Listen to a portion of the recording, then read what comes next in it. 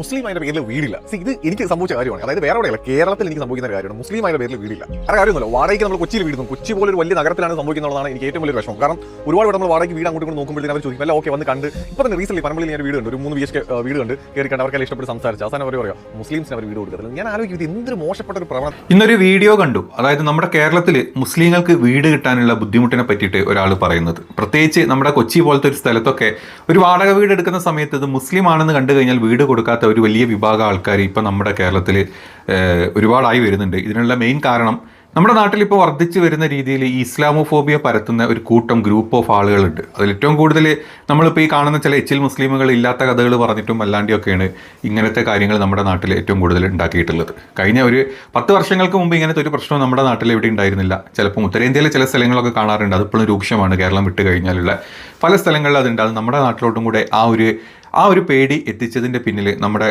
രാജ്യം ഭരിക്കുന്ന, നമ്മുടെ കേരളം ഭരിക്കുന്ന പാർട്ടി വരെ അതിന് ഒരു ഭാഗമാണ് എന്നുള്ളതാണ് സത്യം. നമ്മൾ വളർന്നു വരുന്ന രീതിയിൽ നമുക്ക് അറിയാം, നമ്മുടെ ഇപ്പോഴത്തെ നേതാക്കന്മാർ, ഇപ്പം പല നേതാക്കന്മാർ, നിങ്ങൾ ഈ BJP RSS സംഘപരിവാർ നേതാക്കന്മാർ അവിടെ നിർത്തുക, അവർക്ക് അതുമാത്രമാണ് പണിയെങ്കിലും അതല്ലാണ്ട് നമ്മളെ കേരളം ഭരിക്കുന്ന നമ്മുടെ പാർട്ടിയിൽ തന്നെ നമ്മൾ പല രീതിയിൽ ഇത്തരത്തിലുള്ള കാര്യങ്ങൾ കണ്ടിട്ടുണ്ട് അല്ലേ. വടകര ഇലക്ഷൻ വന്ന സമയത്ത് കാഫിർ സ്ക്രീൻഷോട്ട് മുതൽ ഒരുപാട് കാര്യങ്ങൾ നമ്മൾ കണ്ടിട്ടുണ്ട്. നമ്മൾ പിണറായി വിജയൻ അതല്ലെങ്കിൽ നമ്മുടെ കേരളം ഭരിക്കുന്ന പാർട്ടി BJP പാർട്ടിനോട് കാണിക്കുന്ന ആ ഒരു ക്ലോസ്നെസ് ഉണ്ട്, അത് ഭയങ്കര അധികമാണ്. അത് പലപ്പോഴും പല രീതിയിൽ പ്രതിപക്ഷ നേതാവും ബാക്കിയുള്ള ആളുകളിൽ പ്രതിപക്ഷ പാർട്ടികളൊക്കെ പറയാറുണ്ടെങ്കിലും അതിൻ്റെ ഉള്ളിലെ അന്തർധാര എന്ന് പറഞ്ഞത് ഭയങ്കര വലിയ ആയിട്ടുള്ളൊരു കാര്യമാണ് കേട്ടോ. നമ്മൾ ഏറ്റവും ചുരുക്കി പറഞ്ഞു കഴിഞ്ഞാൽ ഈ മലപ്പുറത്ത് വന്നു കഴിഞ്ഞാൽ ഹിന്ദുക്കൾക്ക് ജീവിക്കാൻ പറ്റില്ല, കോഴിക്കോട് വന്നു കഴിഞ്ഞാൽ അവിടെ മുസ്ലിങ്ങൾ ഹിന്ദുക്കളുടെ തലയിൽ കയറും, അങ്ങനെ അത്തരത്തിലുള്ള നാരേറ്റീവ്സ് ഒരുപാടുണ്ട്. നമ്മൾ വെള്ളാപ്പള്ളി നടേശനെ പോലത്തെ അത്തിമുത്തി മൂത്ത കിളവന്മാർ വരെ വന്നിരുന്ന് പറഞ്ഞ് നമ്മൾ കേട്ടൂലേ. ആളുകളുടെ ഇടയിൽ എല്ലാ തിക്കും നോട്ടും ഞോടും ഒക്കെ മേടിച്ച് ഇങ്ങനെ ഭയന്നും ഒക്കെ ജീവിക്കുന്ന ആളുകളാണ്.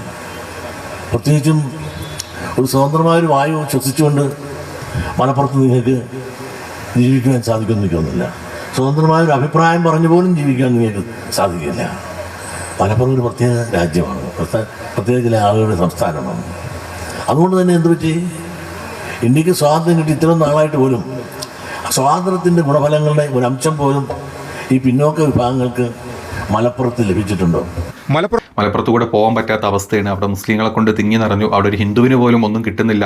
ഇനി ഒരു നോമ്പിൻ്റെ സമയത്ത് മലപ്പുറത്തോ കോഴിക്കോടോ ഇറങ്ങിക്കഴിഞ്ഞാൽ പച്ചവെള്ളം കിട്ടാണ്ട് മരിച്ചു പോകുന്ന ഹിന്ദുക്കളെ പറ്റിയിട്ടും അങ്ങനെ ഒരുപാട് കാര്യങ്ങൾ. അതായത് മുസ്ലിങ്ങൾ മാത്രമാണ് മലപ്പുറത്ത് വിദ്യാഭ്യാസം നേടുന്നത്, ഹിന്ദുക്കളായിട്ടുള്ള അല്ലെങ്കിൽ പ്രത്യേകിച്ച് ഇഴവരായിട്ടുള്ള ആൾക്കാർക്കൊന്നും ഒരു പ്രാതിനിധ്യം കിട്ടുന്നില്ല എന്നൊക്കെ പറഞ്ഞിട്ടാണ് നമ്മുടെ വെള്ളാപ്പള്ളി നടേശൻ പോലത്തെ ചെന്നിമുത്ത ജന്തുക്കൾ തീരുമാനങ്ങൾ പറയാറുള്ളത്. ഇതിനെ സപ്പോർട്ട് ചെയ്തുകൊണ്ടാണ് നമ്മുടെ പിണറായി വിജയൻ എപ്പോഴും സംസാരിച്ചിട്ടുള്ളത്. എപ്പോഴെങ്കിലും നിങ്ങൾ കണ്ടിട്ടുണ്ടോ ഇത്തരത്തിലുള്ള, ഒരിക്കലല്ല 2 പ്രാവശ്യം ഇത്തരത്തിലുള്ള വർഗീയ വിഷം തുപ്പിയിട്ടുള്ള നടേശനെ വരെ കൈപിടിച്ച് കാല് പിടിച്ച് കൈപൊക്കി അല്ലെങ്കിൽ ഉമ്മ കൊടുത്ത് നടക്കുന്ന പിണറായി വിജയനെ നമ്മൾ കണ്ടിട്ടുണ്ടല്ലേ. അതിൻ്റെ ഒരു ക്ലിപ്പ് വെച്ചില്ല, എന്നിട്ട് നമുക്ക് വീഡിയോയുടെ യഥാർത്ഥ അവസ്ഥ നമ്മുടെ നാട്ടിൽ നമ്മുടെ രാജ്യവും കേരളവും ഭരിക്കുന്ന പാർട്ടി നമ്മുടെ നാടിനെ എങ്ങോട്ടാണ് കൊണ്ടുപോകുന്നത് എന്ന് നമുക്ക് പറയാം. SNDP യൂണിയൻ ജനറൽ സെക്രട്ടറി സ്ഥാനത്ത് 3 പതിറ്റാണ്ട് പൂർത്തിയാക്കുന്ന വെള്ളാപ്പള്ളി നടേശനെ ആദരിക്കുന്ന ചടങ്ങിൽ മുഖ്യമന്ത്രി എത്തുമ്പോൾ ഇതേക്കുറിച്ച് എന്ത് പ്രതികരിക്കുമെന്നതായിരുന്നു മുഖ്യ കൗതുകം. വെള്ളാപ്പള്ളിക്കൊപ്പമാണ് തന്റെ നിലപാടെന്ന് അർത്ഥശങ്കയ്ക്കിടയില്ലാത്ത വിധം മുഖ്യമന്ത്രി വ്യക്തമാക്കി. എല്ലാ കാലത്തും മതനിരപേക്ഷ നിലപാട് ഉയർത്തിപ്പിടിക്കാൻ ശ്രദ്ധിച്ച ആളാണ് വെള്ളാപ്പള്ളി. പേര് പറഞ്ഞില്ലെങ്കിലും മുസ്ലിം ലീഗിനെ ലക്ഷ്യമിട്ട് വെള്ളാപ്പള്ളി പറഞ്ഞത് അവർ വിവാദമാക്കുകയായിരുന്നു. ഇത്തരം പരാമർശം നടത്തുമ്പോൾ വെള്ളാപ്പള്ളി ശ്രദ്ധിക്കണം, കാരണം ഏതിനെയും വക്രീകരിക്കുന്ന കാലമാണിത്. വീഡിയോ നമ്മളെല്ലാവരും കണ്ടിട്ടുണ്ട്. ഈ വീഡിയോ ഉണ്ടായത് തൊട്ട് മുമ്പ്, അതിൻ്റെ ആഴ്ചകൾക്ക് മുമ്പ് മാത്രമായിരുന്നു വെള്ളാപ്പള്ളി തൻ്റെ നാവിന്ന് മലപ്പുറത്തിനെ പറ്റിയും അല്ലെങ്കിൽ മുസ്ലിങ്ങളെ പറ്റിയും, അല്ലെങ്കിൽ മുസ്ലിങ്ങൾ രാജ്യത്ത് അല്ലെങ്കിൽ കേരളത്തിൽ പെറ്റുവരികയാണ്, അതല്ലെങ്കിൽ അവർ മലപ്പുറം പോലത്തെ സ്ഥലങ്ങളൊക്കെ അവർ പിടിച്ചടക്കി, ഇനി ഞങ്ങൾക്ക് അതിലൂടെ പോകാൻ പറ്റില്ല, ഹിന്ദുക്കൾക്ക് അവിടെയൊക്കെ പോയി കഴിഞ്ഞാൽ പച്ചവെള്ളം കിട്ടില്ല, ജീവിക്കാൻ പറ്റാത്ത അവസ്ഥ എന്നുള്ളത് വലിയ രീതിയിലുള്ളൊരു വർഗീയ പ്രചാരണം നടത്തിയിരുന്നത്. ഇതിൻ്റെ ഭാഗമായിട്ട് നമ്മളൊക്കെ വിചാരിച്ചു നമ്മുടെ മതേതര പാർട്ടിയായിട്ടുള്ള അല്ലെങ്കിൽ നമ്മുടെ എന്താ പറയുക ദൈവമില്ല എന്ന് പറയുന്ന പാർട്ടിയായിട്ടുള്ള കമ്മ്യൂണിസം മുറുകെ പിടിച്ച് നടക്കുന്ന കമ്മ്യൂണിസ്റ്റ് ആദർശത്തിൽ ജീവിക്കുന്ന മുഖ്യമന്ത്രി ഇതിനെതിരെ എന്തെങ്കിലും പറയുന്നത് വിചാരിച്ചു. പക്ഷെ നേരെ തിരിഞ്ഞ് നമ്മൾ കണ്ടത് നമ്മുടെ വെള്ളാപ്പള്ളിയുടെ എന്താ പറയുക വെള്ളാപ്പള്ളിയുടെ ബർത്ത്ഡേക്ക് പോയിട്ട് കെട്ടിപ്പിടിച്ച് ഉമ്മ കൊടുത്തിട്ട് വെള്ളാപ്പള്ളി അത് പറഞ്ഞതിലൊന്നും ശ്രദ്ധിച്ചാൽ മതി, വേറെ കുഴപ്പമൊന്നുമില്ല എന്നാ പറഞ്ഞത്. അടുത്ത കാലത്ത് നിർഭാഗ്യകരമായ ചില വിവാദങ്ങൾ ഉയർന്നു വന്നു.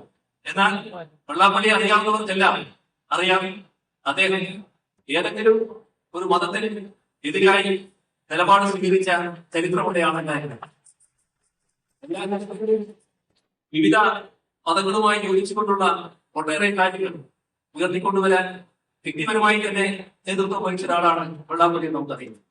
അപ്പോ ഇതിൻ്റെ അകത്തുനിന്ന് നിങ്ങളൊരു കാര്യം മനസ്സിലാക്കണം. വെള്ളാപ്പള്ളി എന്ന് പറഞ്ഞാൽ എൻ ഡി എക്ക് സപ്പോർട്ട് ചെയ്തില്ല, എൻ ഡി എ പടച്ചു വിട്ടിട്ടുള്ള ഒരു അതിമൂത്ത ഒരു എന്താ പറയുക ഒരു ജന്തുവാണ് ഈ വെള്ളാപ്പള്ളി എന്നൊക്കെ പറഞ്ഞ ഈ ഐറ്റം എന്നൊക്കെ പറഞ്ഞത്.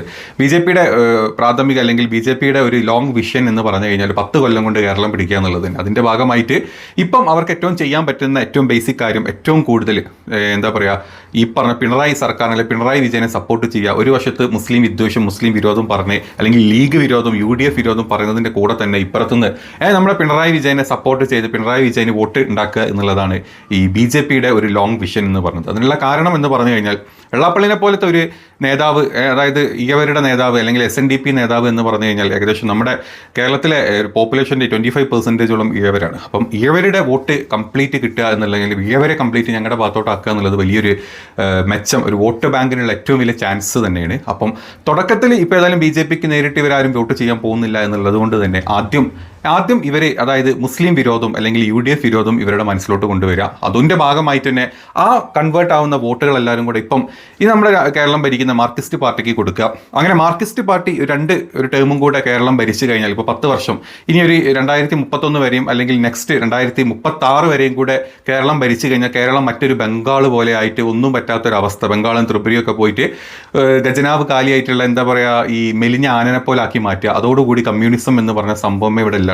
ഈ സമയം കൊണ്ട് കുറേ കാലം പ്രതിപക്ഷത്തിരിക്കുന്ന പാർട്ടി എന്നുള്ള രീതിയിൽ UDF, കോൺഗ്രസ് ഈ രാജ്യത്ത് ഇല്ലാണ്ട് അല്ലെങ്കിൽ ഈ പറഞ്ഞ കേരളത്തിൽ ഇല്ലാണ്ടായിട്ട് ആ ആളുകളെല്ലാവരും കൂടെ ഒരു പ്രതിപക്ഷ പാർട്ടി എന്ന രീതിയിൽ BJPയിലോട്ട് സപ്പോർട്ടിൽ പോയാൽ BJPയുടെ സൈഡിലോട്ട് മാറി നിന്നിട്ട് അവസാനം 2036 ആകുമ്പോഴേക്കും കേരളം പിടിക്കാം എന്നുള്ളതാണ് BJPയുടെ ലോങ് വിഷൻ. അതിന് വേണ്ടിയിട്ട് തന്നെ മാക്സിമം മുസ്ലിം ഹേറ്റ്, മുസ്ലിം വിരോധത, ഇസ്ലാമോഫോബിയ കൊണ്ടുവരാൻ വേണ്ടിയിട്ട് അവരുടെ ആളുകളും കൂട്ടത്തിൽ എച്ചിലുകളും ചെറ്റകളും എല്ലാം കൂടി ഇല്ലാത്ത കഥകൾ പറഞ്ഞ് ഇല്ലാത്ത കാര്യങ്ങൾ പറഞ്ഞിട്ട് പച്ച നുണങ്ങൾ പടച്ചു വിട്ടിട്ട് അങ്ങനെ ഒരു ടേമിലോട്ട് കൊണ്ടുവരും. അങ്ങനെ വന്ന് 2036 ആകുമ്പോഴേക്കും ഈ രാജ്യത്ത് കോൺഗ്രസ് ഇല്ലാണ്ടാവും. അപ്പോൾ സമയത്തേക്കും അതല്ലെങ്കിൽ ആ സമയം കൊണ്ട് അവർക്ക് കമ്മ്യൂണിസ്റ്റ് എന്ന പാർട്ടി അല്ലെങ്കിൽ ഈ കമ്മ്യൂണിസം ആദർശങ്ങൾ എന്ന് പറഞ്ഞു കഴിഞ്ഞാൽ ഒരു കാലം ഒരു നെക്സ്റ്റ് ലെവലിലോട്ട് പോവില്ല, ചീത്ത ഒരു ചീഞ്ഞ നാണയമാണ് ഇതെന്ന് മനസ്സിലാക്കിയ ആളുകളെല്ലാവരും കൂടെ BJP എന്ന പാർട്ടിയിലോട്ട് മാറും എന്നുള്ള ലോങ് വിഷനും കൊണ്ടാണ് BJP നടക്കുന്നത്.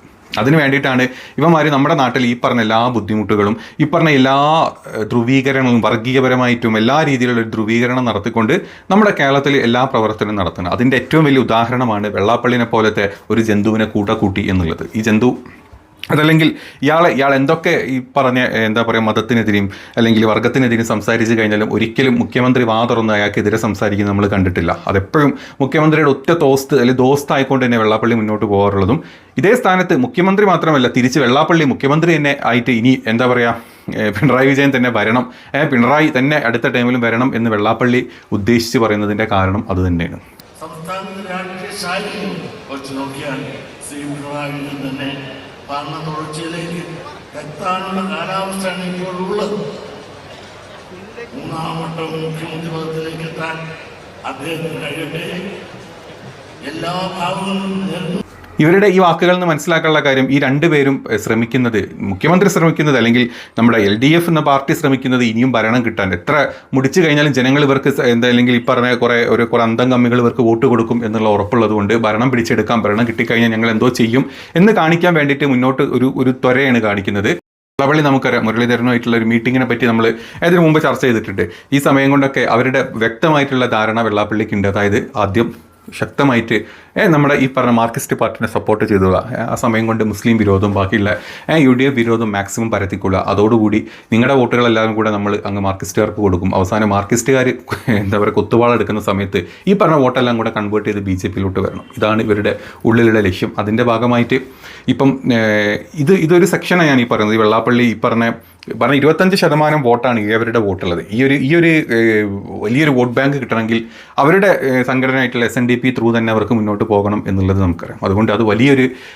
എന്താ പറയുക നമ്മുടെ നാട്ടിൽ ഇപ്പം നടന്നുകൊണ്ടിരിക്കുന്ന ഒരു വോട്ട് ബാങ്ക് രാഷ്ട്രീയത്തിൻ്റെ ഏറ്റവും വലിയൊരു കാര്യമാണ്. ഇക്കൂട്ടത്തിൽ ഇപ്പം നമ്മൾ ഈ വടകര നടന്ന ഈ കാഫിർ സ്ക്രീൻഷോട്ട് പോലത്തെ അതല്ലെങ്കിൽ ഈ UDFന്റെ എതിരെ നമ്മുടെ പാർട്ടി, ഇപ്പം നമ്മുടെ പാർട്ടി കോമ്രേഡ്സ് അല്ലെങ്കിൽ പാർട്ടി കോമാളികൾ നടത്തിക്കൊണ്ടുവരുന്ന ഇത്തരത്തിലുള്ള വിദ്വേഷങ്ങൾ, മുസ്ലിം വിരോധം ഇത്തരത്തിലുള്ള വിദ്വേഷങ്ങൾ, അത് CPMന്റെ ഏറ്റവും വലിയ നേതാക്കളായ ശൈലജ ടീച്ചർ പോലത്തെ, ടീച്ചറമ്മനെ പോലത്തെ ആളുകൾ വരെ അത് ഊതി വീർപ്പിച്ച് കത്തിക്കുന്നുണ്ടെങ്കിൽ അവരുടെ ഓരോ നേതാക്കളുടെ അകത്ത യഥാർത്ഥ അവസ്ഥ, ഈ CJP ബന്ധം, RSS ബന്ധം എത്രത്തോളം ഊട്ടി ഉറപ്പിക്കാൻ വേണ്ടിയിട്ടാണ്, അല്ലെങ്കിൽ ഭാവിയിലോട്ട് ഇതെങ്ങനെ കൺവേർട്ട് ആവും എന്നുള്ളത് നമുക്ക് വളരെ വ്യക്തമായിട്ട് മനസ്സിലാക്കാൻ പറ്റുന്ന ഒരു കാര്യമാണ്. അപ്പോൾ ഞാൻ തുടക്കം പറഞ്ഞ് നമുക്ക് മുസ്ലിങ്ങൾക്ക് വീട് കിട്ടുന്നില്ല എന്നുള്ള അവസ്ഥ കഴിഞ്ഞ 10 വർഷം കൊണ്ട് ഇത്രയും ഒരു ദുരവസ്ഥയിലോട്ട് നമ്മുടെ നാടിനെ മാറ്റിയിട്ടുണ്ടെങ്കിൽ, ഇന്ത്യ മൊത്തം അത് മാറ്റുന്ന രീതിയിലാണ് അവർ ഈ ആളുകളെ തമ്മിൽ അടുപ്പിച്ചുകൊണ്ടിരിക്കുന്നത്. അതിൻ്റെ ഭാഗമായിട്ട് തന്നെ ഈ അവസ്ഥയിലോട്ട് കേരളത്തിന് എത്തിച്ചിട്ടുണ്ടെങ്കിൽ നിങ്ങളൊന്ന് ആലോചിച്ച് നോക്കി, ഇവരുടെ പിന്നിലെ കളികൾ എത്രത്തോളം സ്ട്രോങ് ആയിക്കൊണ്ട് അല്ലെങ്കിൽ സ്ട്രോങ് ആക്കിക്കൊണ്ടാണ് ഇവർ മുന്നോട്ട് പോകുന്നത്. അപ്പം നമ്മൾ മനസ്സിലാക്കേണ്ട ഒരു കാര്യമുണ്ട്, എന്തിനാണ് നമ്മുടെ നാട്ടിൽ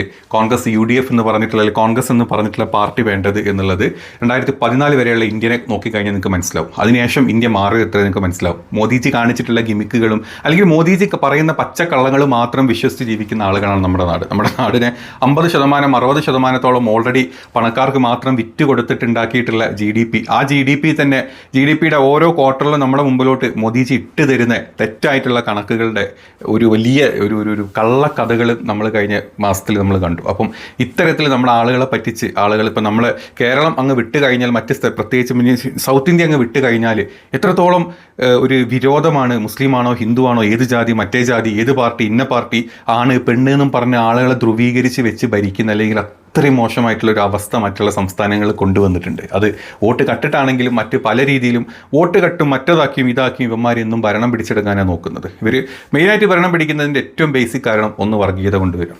ഹിന്ദു മുസ്ലിം ക്രിസ്ത്യൻ എന്നിവരെ തമ്മിൽ അടുപ്പിച്ചിട്ട് വർഗീയത കൊണ്ടുവരിക. ഇല്ലാത്ത അമ്പലങ്ങളുടെ പേരിൽ പള്ളികൾ പൊളിച്ച് അവിടെ അമ്പലങ്ങളും, അല്ലെങ്കിൽ ക്രിസ്ത്യൻ പള്ളികൾ പൊളിച്ചിട്ട് അവിടെ രാമൻ്റെ കൊടിയും കുത്തുന്ന വൃത്തികെട്ട പരിപാടികളാണ് പിന്നെ ഇവന്മാർ കാണിക്കുന്നത്. ഇനി ഇത് രണ്ടും കഴിഞ്ഞാൽ ബാക്കിയുള്ള വോട്ട് കട്ടിട്ടും SIR കൊണ്ടുവന്നിട്ടും വോട്ട് കട്ടിട്ടും അല്ലാത്ത വോട്ടുകൾ കുത്തിക്കയറ്റിയിട്ടും മുസ്ലിമിൻ്റെ വോട്ട് കട്ട് കളഞ്ഞിട്ടും ഇവന്മാർ വോട്ടെടുക്കും. ഇത് തന്നെയാണ് കഴിഞ്ഞ 10 വർഷത്തിലുള്ള എല്ലാ ഇലക്ഷനിലും എല്ലാ സംസ്ഥാനങ്ങളിലും നടന്നുകൊണ്ടിരിക്കുന്നത്. ഇതിനെ അടുപ്പിക്കാണ്ടിരിക്കുന്നത് ഈ പറഞ്ഞ സൗത്ത് ഇന്ത്യയിലെ ആ ബോധവും വിവരമുള്ള ആളുകളുള്ളതുകൊണ്ട് ഇത് കണ്ണടച്ച് നടക്കുന്നില്ല എന്നുള്ളത്. ബീഹാറിലൊക്കെ 10,000 കൊടുത്ത് കംപ്ലീറ്റ് വോട്ടും വാങ്ങിയതിൻ്റെ കണക്കും നമ്മൾ കണ്ടിട്ടുണ്ട്. അതായത് ഇനിയിപ്പോൾ CCTV ഓഫ് ചെയ്തിട്ട് കഴിഞ്ഞാലും കുഴപ്പമില്ല, അവിടെ കള്ള വോട്ട് ചെയ്ത് കഴിഞ്ഞാലും കുഴപ്പമില്ല, ബ്രസീലിയൻ മോഡൽ വന്ന് വോട്ട് ചെയ്താലും കുഴപ്പമില്ല, അതാരും ചർച്ചക്കോ അല്ലെങ്കിൽ ആരും അതിലോട്ടൊന്നും ചിന്തിക്കുന്നില്ല. കാരണം അവിടുത്തെ ജനങ്ങൾക്ക് അത്രേ വിവരവും വിദ്യാഭ്യാസവും രാഷ്ട്രീയ ബോധവും ഉള്ളൂ എന്നുള്ളതാണ് സത്യം. നേരെ തിരിച്ച് കേരളത്തിലോട്ടും തമിഴ്നാട്ടിലോട്ടും കർണാടകയിലോട്ടും ആന്ധ്രയിലോട്ടൊക്കെ വരുമ്പോൾ ആളുകൾക്ക് കുറച്ചുകൂടി രാഷ്ട്രീയ ബോധമുണ്ട്. അവർ ചിന്തിച്ച് വോട്ട് ചെയ്യും. എവിടെയെങ്കിലും എന്തെങ്കിലും പ്രശ്നങ്ങൾ കണ്ടു കഴിഞ്ഞാൽ അവർ അപ്പം പ്രതികരിക്കും. ആ പ്രതികരിച്ച് കഴിഞ്ഞാൽ അവർക്ക് കള്ളത്തരം ചെയ്യാൻ ഒരുപാട് പറ്റുന്നില്ല എന്നുള്ളതാണ് സത്യം. ഇന്നലെ തിരുവനന്തപുരത്ത് മറ്റ് 2 സ്ഥലങ്ങളിലാണ് വോട്ടിംഗ് മെഷീനിൽ ഈ LDFനും UDFനും വോട്ട് അല്ലെങ്കിൽ കുത്തിക്കഴിഞ്ഞാൽ അത് താമരയ്ക്ക് പോകുന്ന പ്രത്യേകതരം മെഷീനുകൾ നമ്മൾ കണ്ടെത്തി. അതൊക്കെ കണ്ട സമയത്ത് തന്നെ ഏകദേശം 80ഓളം വോട്ടുകൾ ചെയ്ത് കഴിഞ്ഞിരുന്നു. അപ്പോഴേക്കും അവിടെ സ്റ്റോപ്പ് ചെയ്യിച്ചു, വേറെ മെഷീൻ കൊണ്ടുവന്നിട്ടൊക്കെയാണ് ചെയ്തത്. അപ്പം ഇത് നമ്മൾ മുമ്പോട്ട് കണ്ടിട്ടുള്ള ഒരു EVMൻ്റെ എക്സാമ്പിൾ. ഇനി ഇതിൻ്റെ ഉള്ളിൽ കൂടെ ഏതൊക്കെ രീതിയിൽ പ്രോഗ്രാമിംഗ് ചെയ്ത് വെച്ചിട്ടുണ്ട് ഈ പറഞ്ഞ EVM എന്ന് നമുക്ക് ആർക്കും അറിയാത്ത കാര്യങ്ങൾ. അപ്പം നമ്മളെ രാജ്യം കട്ടുപിടിക്കുന്ന, നമ്മുടെ കേരളം കട്ടുപിടിക്കുന്ന ഈ 2 പാർട്ടികളെയും തമ്മിലുള്ള ബന്ധം അവർ ഏത് രീതിയിലാണ് ഈ പറഞ്ഞ UDF മുസ്ലിം വോട്ടുകൾ ഇല്ലാണ്ടാക്കിയിട്ട് ഈ പറഞ്ഞ എല്ലാ കളവും പറഞ്ഞിട്ട് മറ്റു തരത്തിലോട്ട് വോട്ടുകൾ കൺവേർട്ട് ചെയ്ത് വോട്ട് ബാങ്കുകൾ ഉണ്ടാക്കുന്നുള്ളതും ഇനി വരുന്ന ഒരു 10 കൊല്ലത്തിൻ്റെ ഇടയ്ക്ക് ഈ രാജ്യം കാണാൻ പോകുന്ന ഏറ്റവും വേഴ്സായ അവസ്ഥയിലൂടെ നമ്മുടെ രാജ്യത്തിന് എത്തിക്കും എന്നുള്ളതാണ് ഇതിൻ്റെ സാരം. അതുകൊണ്ട് വോട്ട് ചെയ്യുന്ന സമയത്ത് നോക്കിയും കണ്ടും, അല്ലെങ്കിൽ നമ്മളെ രാജ്യം 2014 മുമ്പ് എങ്ങനെ ആയിരുന്നു അതുപോലെ ആവണം എന്നുണ്ടെങ്കിൽ, അതല്ല ഇപ്പോഴത്തെ പോലെ ഹിന്ദു മുസ്ലിം ക്രിസ്ത്യൻ അടി പിടി വെടി ഇത് മാത്രമാണ് നിങ്ങളെ ചിന്ത എന്നുണ്ടെങ്കിൽ നിങ്ങൾ ഈ പറഞ്ഞ പാർട്ടിക്ക് വോട്ട് കൊടുക്കുക. അതല്ല എന്ന് നമുക്ക് പാറണം. പണ്ട് ലോകരാജ്യങ്ങളിൽ ഇന്ത്യ എന്തായിരുന്നു, ഇപ്പോഴത്തെ ഇന്ത്യയുടെ നാണം കെട്ട അവസ്ഥ എന്താണെന്നുള്ളത് മനസ്സിലാക്കിയിട്ടാണ് നിങ്ങൾ വോട്ട് ചെയ്യുന്നതെങ്കിൽ ആ വോട്ട് നിങ്ങൾ തീർച്ചയായിട്ടും കൊടുക്കേണ്ടത് UDFന് തന്നെയാണ്, അല്ലെങ്കിൽ കോൺഗ്രസ് പാർട്ടിക്ക് തന്നെയാണുള്ളത്. പച്ചയായിട്ടുള്ളൊരു സത്യമാണ്.